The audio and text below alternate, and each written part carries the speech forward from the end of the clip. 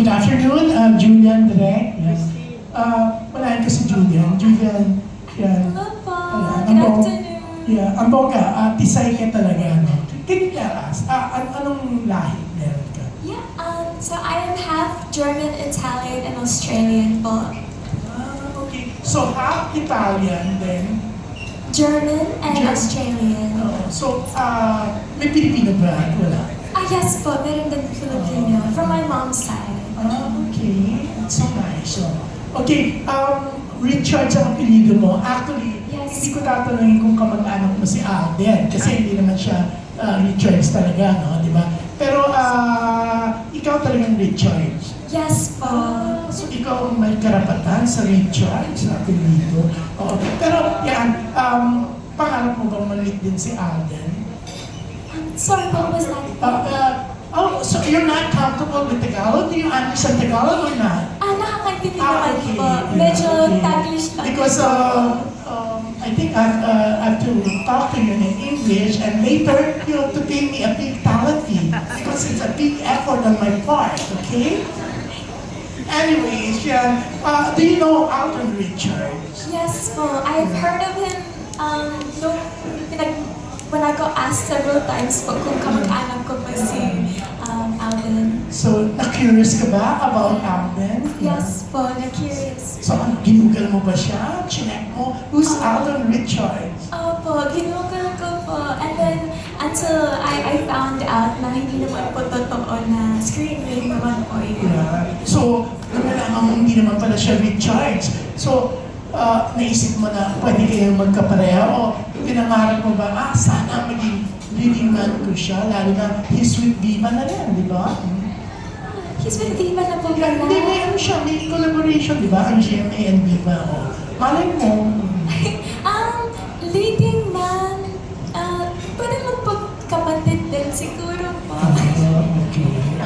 O, yung kapatid lang gusto mo. Pero kahit ano po. You remind me of Amanda Bates when she was just starting. Ganyan din siya, the way she talks, you know. Yeah. Do you know Amanda Bates? I've heard of her po. Okay. Siya yung na-heard ko before. Yeah.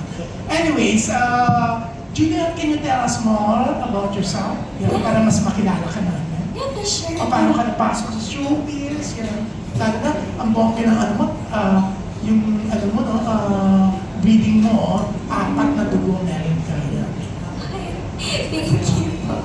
Yeah, so before I signed with VMX po, I was actually still in Australia. And You're based in Australia. yes po, I was born and raised in Sydney, Australia. And so nagtatrabaho po ako in the hospitality field. Nagtatalent-talent din po ako doon. But before pandemic, nag-try na din po ako sa showbiz. Nagtatalent at nag-audition din po ako dito. But you look so young. How old are you? I'm 22 po. You're 22. So you really started young. Yes po. Yeah. Paano ka napasok sa showbiz? May nag-discover po sa akin from, he's actually a writer din po, but he's unfortunately not here anymore. Si Tito K. Okay. Yes. So this was before the pandemic, no? Yes. Kasi in 2020, April. So, paano ka na-discover?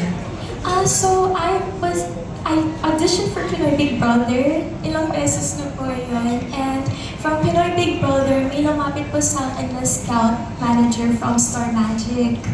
So, pinapunta niya po ako ng Star Magic. And then from Star Magic, nakilala ko po si Tito Casey doon. And then he encouraged me na mag-Viva na lang po ako. So, he introduced me to Boss Veronique. That's so nice, ano. Okay, hindi mo lang problema sa'yo na mag-VMX, magpa-sexy. Noong una, I was, of course, very hesitant kasi I grew up in a very conservative family. So, it was a very hard decision, but after reflecting with opportunity and like I've mentioned earlier po, from auditioning and nag-extra pa noon, I looked at it as a very good opportunity.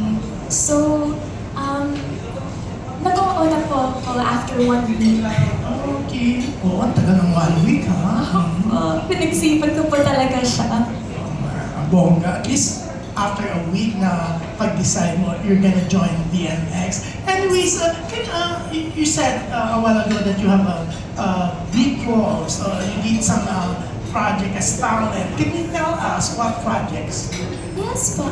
So, nag-extra po ko noon at Home Sweetie Home, Love You, tas mga Once Upon a Time. So, now you're 22, so you're really super bata, but Yes po, it's super yeah. young. What age?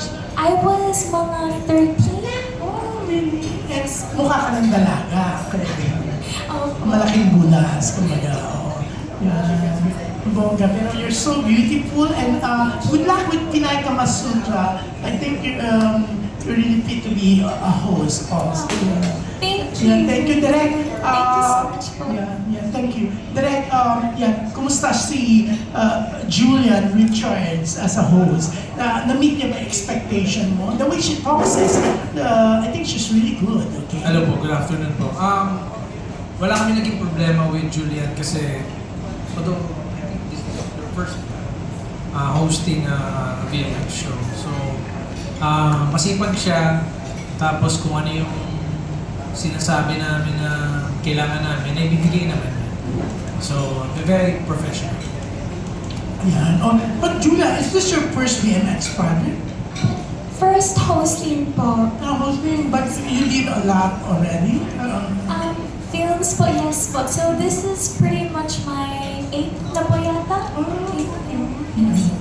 Anyways, good luck. And Thank you. we're gonna look forward for Pinay K Masuträ 3. Thank you, Direk. Thank you, Julian. Thank Thank you, Miss PB. Thank you. Thank you, Sir June.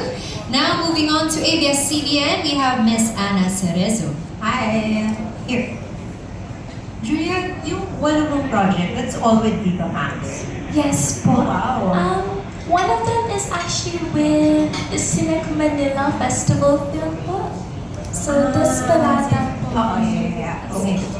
Can you share na lang din? You said you were hesitant before to join VMX. How has it changed yung how you see mga sexy stars working in this industry before you started and ngayong naka 8 films ka na? Yes, and thank you for the question po. Well, at first, I really shifted my mindset towards kasi at first po, I told mom na kasi yung mommy ko, she was very hesitant din po. So, after reflecting, I told her na kailangan ko po mag-sacrifice and in order to get my foot through the door, if that makes sense. So, yeah, and I'm actually so glad that I was brave enough to take this step kasi as I've gotten to work with VMX, it's honestly pure professionalism. And nagpapasalamat din po talaga ako kasi nakakatulong din po sa skills, sa growth as an artist. So yeah, I'm really grateful for the opportunities. You also did pageants, right? In Yes. Australia. Are you still thinking of doing pageants for now? Ang dami mo parang napanalo ng pageants din. At the moment, no po. I took a break so I can focus on acting. However, later on, I'm not closing doors. Maybe down the road, if there's opportunities, I'll probably look into it. If ever, like, meron ka ba, even before when you were competing for Australia, right? Yes po. Meron ka bang like goal pageant before na if ever babalik ka sa pageant, ito yung gusto mo pasukan at ipanalo? Yes, Miss. Yung pagpa-pageantry po kasi it's my mom's dream for me. So, she's always encouraged me to do That's sweet. Miss Universe. Baka ang swerte mo sa Miss Universe Philippines. And then, for last few questions na lang, for school, are you planning on graduating ka na ba? Or you took hospitality, tama ba? I did take a short course, hospitality management. I do plan on continuing on with my studies later on. Actually, I was meant to enroll, naka-enroll na po dapat ako for the nursing. Nursing? Yes po. How Pinoy? Mahilig po kasi ako sa mga beds. So, yeah. Okay, and then last na lang, you mentioned ayaw mong maging kapatid na lang, gusto mo kapatid lang si Julianne Richards. Sino gusto mo maging leading man? Ay, Sa kapatid lang. wala pa akong maisip. I'm open naman to anyone. Yes. Pero if I were to choose one, siguro, reason being is because yung mommy ko, kaibigan niya po yung tita niya, tsaka taga Batangas din po siya. So, si Joshua Garcia. Thank you. Thank you so much po. Alright, thank you, Miss Anna. I know we're all getting to know more about Julian with all the questions. Maraming salamat. Now, moving on to the Daily Tribune, Jeff Fernando. Hello po. Hi. Ayun. This is your first hosting, tama? Yes po. So, dahil marami ka ng naging assignment sa acting, itong first hosting mo, paano mo pinaghandaan? And may naging peg ka ba sa pag-host? Ano po, actually kasi nung binigay po sa akin to, it was super last minute. So parang, I wasn't too sure what to expect sa project kasi parang hindi po ako familiar. So, although naman nung bata po ako, naging interest ko po na maging host po ng event like in the future. So, parang nakatulong din siguro po yung pagpapageant ko noon. Okay. Nabanggit mo na rin yung pagpapageant mo noon. Ano yung mga pageants na nasalihan mo, tsaka yung mga wins mo, tsaka yung mga placements mo? So, I started very young po. So, it was just a local pageant in Australia, Miss Tourism Philippines Australia, Okay. ang pinanutan ko, and Miss Australasia po. Okay, dito sa Philippines ba, pumasok din sa isip mo na gusto mo rin siyang pasukin? Ng pageantry. Yes, oo. As of now, Sa ngayon, wala? No po. Talagang kumbaga parang tapos ka na doon. Yes po. Okay. Pero like I've mentioned earlier po, maybe down the road in the future, I'm not closing doors naman po. Okay, salamat. Thank you so much po. Okay, ang last question for Direk. Hello, Direk Carlo. Hello po, good afternoon po. Good afternoon. This is already Pinay K Masuträ 3. Ituloy niyo na lang po ba yung treatment ng 1 and 2 or this is something different? Dito kasi sumayaw si So, hindi namin ginawa last time yun eh. So, meron naman kami ditong mga ginawa na I can say na mas matapang yung execution kaysa dun sa 2. So, para sa akin, bago siya talaga. Okay, hindi naman po naging problema yung kay Julianne. Hindi. Ako nga, nung dinidirect ko siya, napapasayaw din ako. Galing niya kasi sumayaw. Okay. Nagdadala ako sa sayaw niya. Okay, maraming salamat po, Director. Thank you po. Thank you and good luck. Alright, thank you so much. And now let's listen to Irvin Santiago from Bandera. Yes, hello, Julianne here. Hanapin mo ako. Hello, Julianne, I'm Just here. behind Sir Jeff earlier. Yan. Po, How's your experience, Julianne, doing Pinay K Masuträ 3? And how intense and daring yung mga ginawa mo dito? I would say I was much more bolder here, like, compared to all the VMX films that I've done. However, I had such a fun experience, especially kasi sobrang bait pa ni Derek. He was very patient, and the whole production actually as well. Like they gave me, parang I felt safe. It was a very safe environment for me to work with them. So, Julian, doing Pinay Ka Masutra 3, ano yung mga natutunan mo when it comes to sex and relationship, I guess?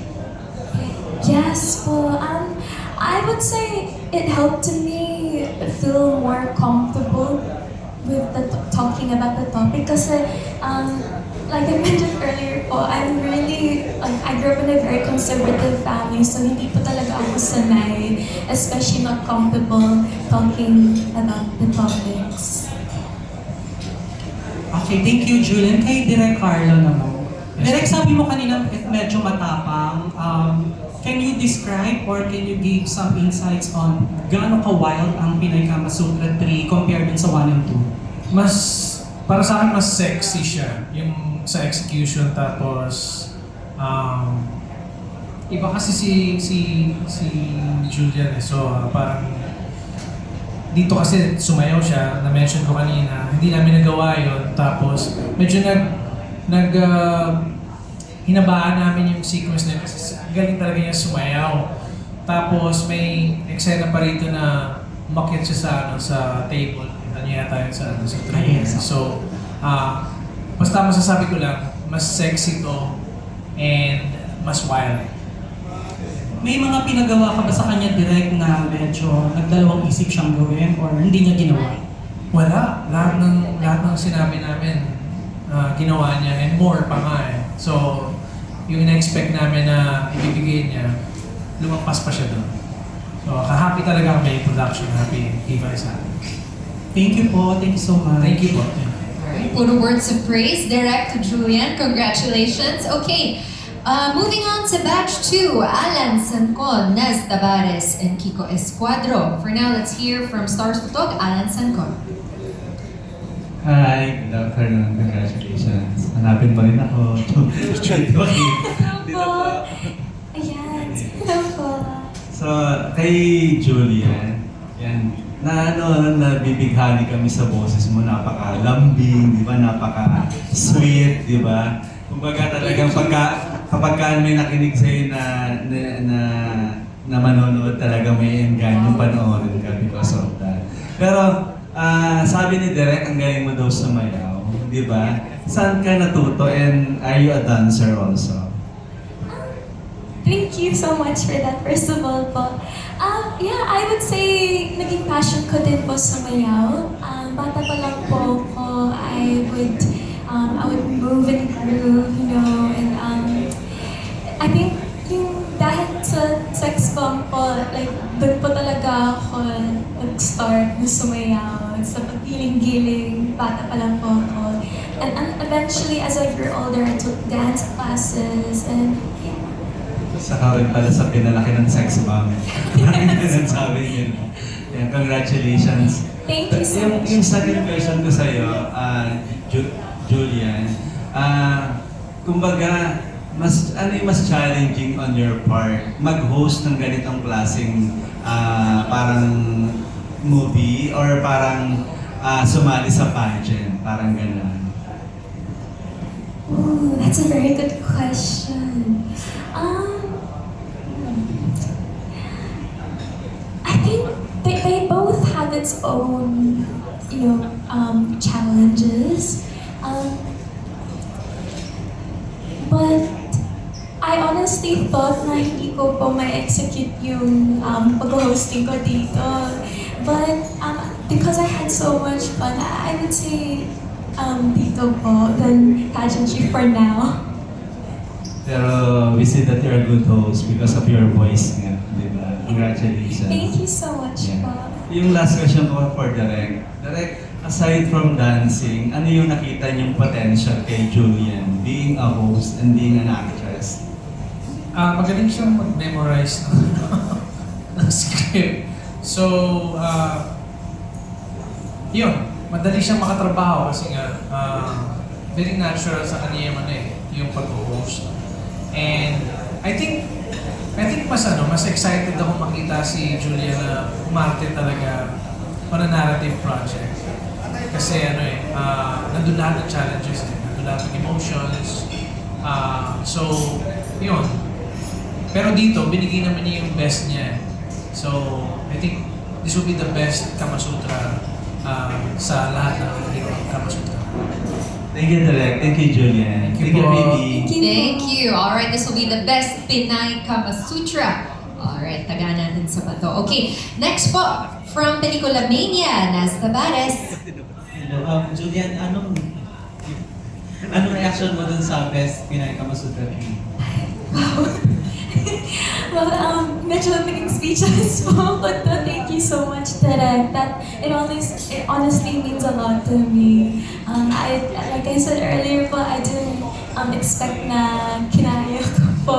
So, Pero nabanggit mo kanina na parang medyo last minute yung pagkuha sa'yo. No? So, mas na-enjoy mo ba yung hosting or yung acting? hilig ko po kasi talaga yung acting. So, with hosting naman, kasi actually I still have self-doubt sa sarili when it comes to hosting. Although naman na-enjoy ko naman po siya. Pero I'm willing to learn naman for the future. So. Kay Direk naman po. Tama pa na yung format is yung may mga sexy from VMX movies tapos yung describe ko anong position. Yes. Yes po. Paano po papasok yung hosting ni Julia dito? Gagawa rin po ba siya ng mga positions dun sa... Not necessarily kung ano yung position, pero very entertaining kasi yung pasok niya. Tapos, dagdagan pa ng boses niya, narinig niyo naman kung paano siya magsalita. So, madadala ka talaga pag nanonood ka. So, may kasamang lambing, may kasamang sensuality. And mas naiintindihan mo yung mas na-excite kang pag-usapan yung position na yun pag nanggagaling sa kanya yung words. Yun po. Kaya po ba yung namili ng mga scenes na for yung mga positions? No, that was the writers. Thank you. Thank you po. Alright, maraming salamat po. Ngayon, ang magtatanong from Radar PH, we have Kiko Esquadro. Hello po.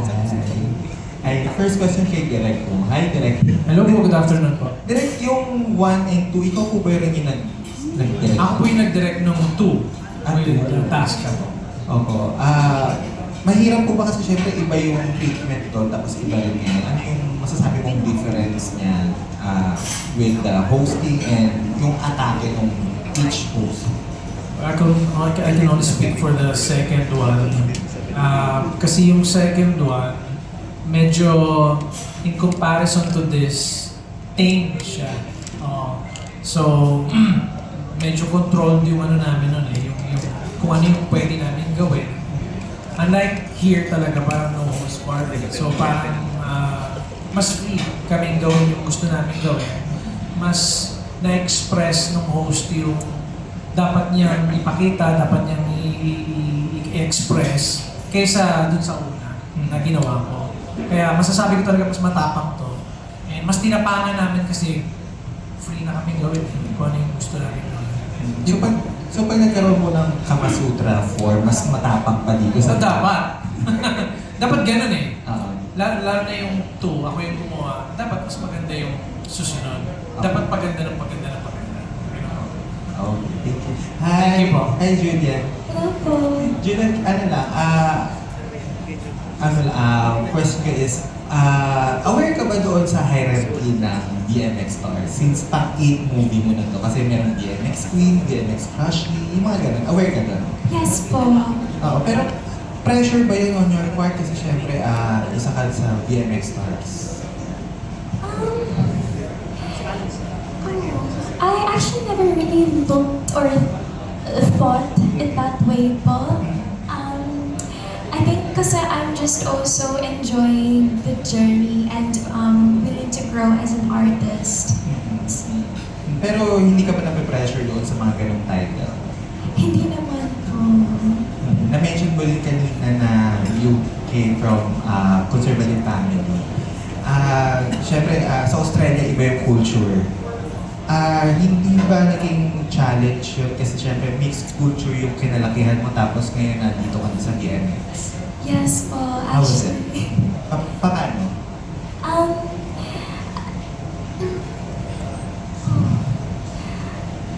I think because I'm always thinking of my family first of all, like it's always at the back of my mind. And also siguro din pag umuwi din po ako ng Australia, nung una I was very parang kabado just because but people kasi syempre I done pageantry in Australia, so parang I was afraid. Pero when I went back to Australia, hindi naman pala, parang in-overthink ko naman po siya. Like, they were very, very supportive and they were really happy for me. So, Si Catriona, na-mention mo na nag-pageant ka. Naging idol mo ba si Catriona since Australian din siya?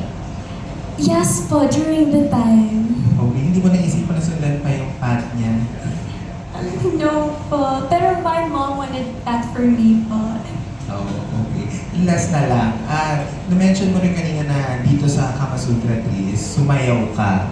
Anong klaseng sayo yung ginawa mo?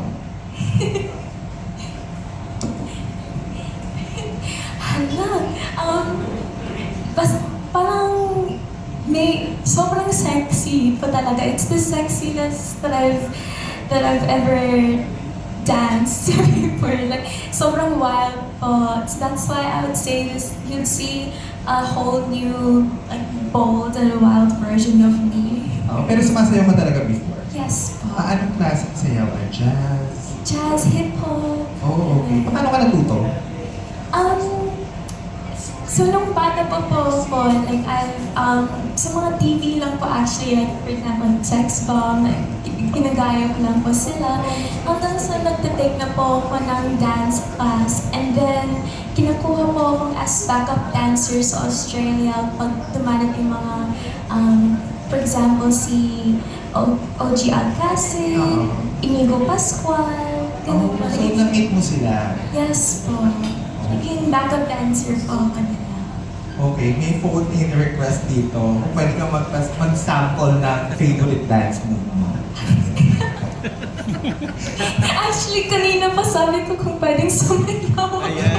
O pwede naman, malaki yung floor.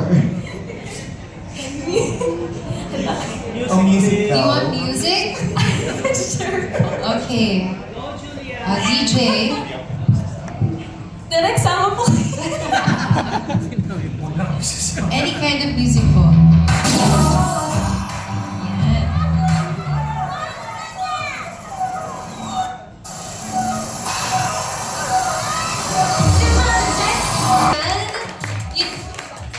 Sorry po. Hindi pa lang ako sanay sa naka-dress ng sumasayaw. Yeah, kinakabahan ako sa Chuma, girl. Do you sing also? Kasi nakakahela yung boses mo. Do you sing? Konti lang po. Sample. Ano to? Julian's Got Talent. Okay. Direct po muna. Alright, sige. Maybe a little later. Okay, thank you. Thank you so much. No more questions from Sir Kiko? Good, alright. Sige, let's move on to our final batch today that will ask Pinay K Masuträ. We have Ray Pumaloy, John Bueno, and Joe Mark Jomin. Ngayon, from Abantililing, we have Ray Pumaloy. Hi, Julianne. Hello po. Alam mo, kanina ka pa pinupuro ni Alan Sancon because of your voice. Parang tinatablan yata siya. Bading siya, pero parang may impact. So, kanina nagsasayaw ka, parang napapasayaw din si Alan. Charat-charat. Tingnan mo na, Julianne. What do you, Teka, tatagalogin ko na lang. Ano yung idea mo ng Kama Sutra? Nagbasa-basa ka ba? Or, ano yung idea mo sa Kama Sutra? Idea? mentioned earlier po, nung binigay po sa akin ng sobrang last minute po, binigay po sa akin the day before we shot it. So, I was very curious na hindi po talaga ako familiar. So, may halong kaba. But all I knew that it was a special interest. So, and I actually didn't know na mag-host din pa pala ako. But Nagbasa-basa ka ba about Kama Sutra? yes po. So, nung Nakita mo yung mga pictures. No po, I just searched up yung meaning ng Kama Sutra. So it was more of like pleasure. So yun po, parang nagkaroon na po naman ng idea na. So hindi mo nakita yung mga iba-ibang positions? No. Hindi. Okay. Pero yung mga positions dito ay, ng Kama Sutra ay in-execute naman dito. Almost all the positions.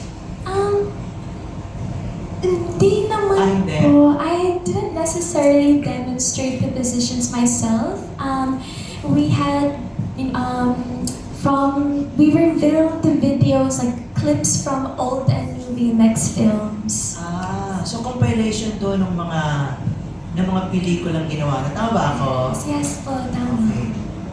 Meron ka bang idea kung anong pagkakaiba ng Pinay Kama Sutra sa ibang mga Kama Sutra like sa India, o nag-research ka ba kung meron ba talagang Pinoy or Pinay Kama Sutra?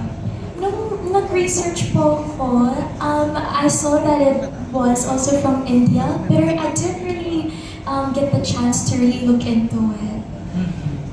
Julianne, ang dami mo ng pelikulang nagawa sa pangwalo na ito, no? Actually, pelikula din siya pero ikaw yung nag-host. Nung first time na na-interview kita, sabi mong ganon, may mga limitations ka pa. Ngayon na-expose ka na ng bongga-bongga sa mga iba't ibang roles. Do you still keep that limitations with you? Actually, no, not anymore po.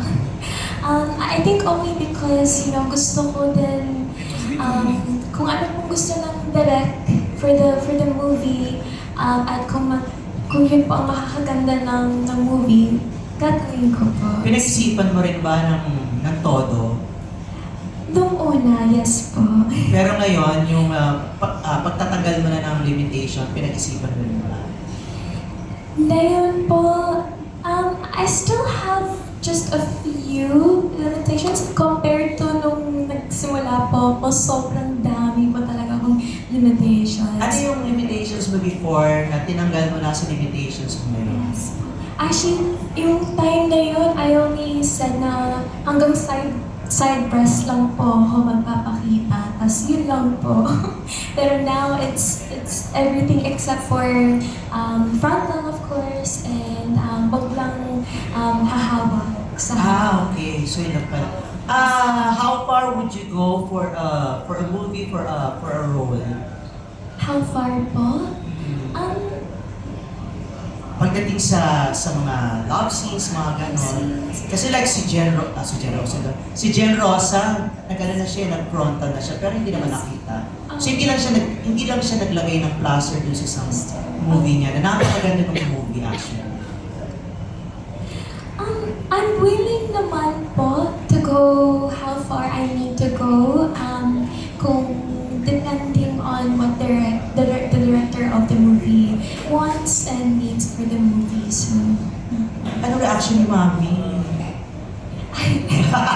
Mami Lynn? si Mami po. Si Mami po, kasama niya po ako sa mga datings actually. Pero hindi lang po siya nanonood ng mga movies ko or pag may love scene na po. So, kabado pa rin po siya hanggang yun, but she's a lot more open-minded to it now. Julianne, congratulations. Very proud sa iyong mami. Thank you so Keep it up. much po. Okay, thank you. Okay, maraming salamat po. Ngayon naman pakinggan natin John Bueno from kumagkao.com. Hello. Hi. Good afternoon. Good afternoon po. Maybe kay direct po muna. Good afternoon po. I'm quite a fan of Kama Sutras in general. This is also something that's supposed to be educational in some way. Yes. And you're catering it to the Filipino market. So, how educational are we talking about when it comes to this particular series? And can you tell us anong matututunan specifically ng mga Filipinos when they watch this film? Well, basically po, you have to be, lalo na yung mga couple po, you have to be good in bed with your lover, with your partner. So dito, mas may enhance yung wala tayong alam, di ba? Mas may enhance yung relationship natin, nila, di ba? Pag hinaluan natin ng ganitong klaseng kaalaman sa sensuality. So, kasi yun, tapos, well, yung ginawa kasi namin for a Filipino setting, mas sexy siya kaysa sa parang nanonood ka lang ng documentary. So, mas titillating siya, mas enjoy siya panoorin. So, particularly talaga para to sa mga VMX fans, you know. So, ganun siya, klase. So, not necessarily just for Filipinas in general, No. but both. Pero kasi, syempre, we are thinking about kung ano yung general na audience ng VMX. Mhm. So we did that. We did this for them. Okay. Sa taste nila. Alright. Thank you so much, Direk. Thank you, sir. Julian, this is the first time that I'm seeing you. You look so pleasant. You actually look more of like like a mainstream girly pop artist than someone who's actually from VMX. But with this in your career plans, where do you see yourself in like the near future? What do you want to do as an artist? Thank you so much for that. That's a very flattering compliment po. Well, as of now po, because I'm enjoying the process, the journey as I grow in the industry, I definitely, dahil pinangarap ko din po kasi talagang mag-artista pa lang po ako. So, I definitely want to go as far as I can go if it from God's will po, God's plan for me. But as of now po talaga, I really want to grow in the industry. And yeah. As an actress. Okay. Well, going to that particular path, may mga other projects ka ba na naiisip para sa sarili mo? Because, of course, this is sexy. This is also a bit educational with the hosting part that you're doing. But what do you plan to do as an actress? Yeah. Well, one of the goals is to hopefully makapagtawid na din mainstream. So that's definitely one of the goals. In terms of projects po, I've always dreamt of parang endorsements na nakikita ko pa yung silip ko sa billboard. So, hoping one day po. And that will happen. I wish you all the best kasi ang ganda-ganda ng face mo. Thank you. And congratulations. Thank you so much po. Okay, thank you so much. Ngayon naman, meron naman tayong additional questions coming from Junardo.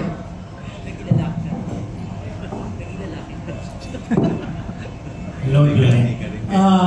May nagsabi na ba na kamukha mo si AC Concepcion or Lobby po? Ano feeling mo? Ano ba?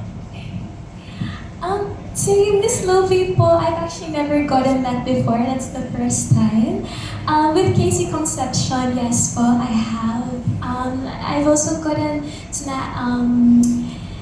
Christine Hermosa at Ann Curtis. And May taga-Australia rin, no? So, bata pa lang po ko, I've always been receiving those compliments from others. And it's so, nakaka-ano po siya, flattering po, tsaka nakaka-inspire din po. Okay, thank you. Thank you po. Alright, maraming salamat. Of course, I was Junardo from Marites University. Okay, bringing up the rear, ang huling magtatanong is Jomar Jomen from World of Jones. Hi, good afternoon. So yeah, for the since this one is your second dito sa ano na to, what you call this, series na, no? Or marami episodes, diba? How did you prepare for this one and para level up siya to the dun sa part 2? Okay, direct, sorry. Yeah, direct. Paano ako nag-prepare? Para level up siya dun sa part 2. Kasi ako rin yung DOP na to, so unang-una, I made sure na in terms of technicals, mas maganda siya kaysa doon sa una. And we have to consider yung yung condition nung nag-shoot kami kasi bagyo nung time na yun eh. So meron kaming mga challenges na kinaharap nung time na yun kasi meron kaming mga eksena dapat na sa labas namin i-shoot. Tapos hindi namin na-shoot dahil sa ulan. So, yun, we have to adapt kung ano yung Kaya naging mas challenging to actually kaysa dun sa unang ginawa ko. And in terms of preparations naman, pagdating sa sa kanya naman, I just told her kung ano yung mga kailangan namin, kung ano yung kailangan na emotions, if ever man na meron dun sa bawat sequence na sinushoot namin. Kasi paiba-iba eh. Pati yung suot niya paiba-iba. So, kailangan babagay talaga kung sa ano yung suot niya, kung ano yung tema, kung ano yung position na positions actually na fini-feature dun sa per segments na yun. So, yun. And third, yung challenge na kailangan mas better to dun sa unang ginawa ko. So, I made sure na every time na shoot namin yung mga sequences, there's a sense of upgrade, sa lahat ng aspeto. Yun, ganun siya. Thanks, Direk. Thank you po. Yeah, so for Julia naman, so was there a moment during the shoot that you found unexpectedly fun or rewarding? To repeat that for me. Yeah, was there a moment in the shoot that you found unexpectedly fun or rewarding? Unexpectedly, I would say, para sa akin po, every moment. Kasi, like I've mentioned earlier po, sila Derek and the whole production, they were really easy to work with, and they really did make me feel, comfortable. And so, because it was such, and that's what made the whole shoot fun. So, yun po. Thank you so much. Thank you po. Alright, and that concludes our first Q&A for today. A big round of applause, please, to Julianne and to Direk Carlo. Okay, so before we let you go today, please send an invite out, especially to everybody online. Why should they watch and when is it streaming? Simulan natin kay Direk Carlo.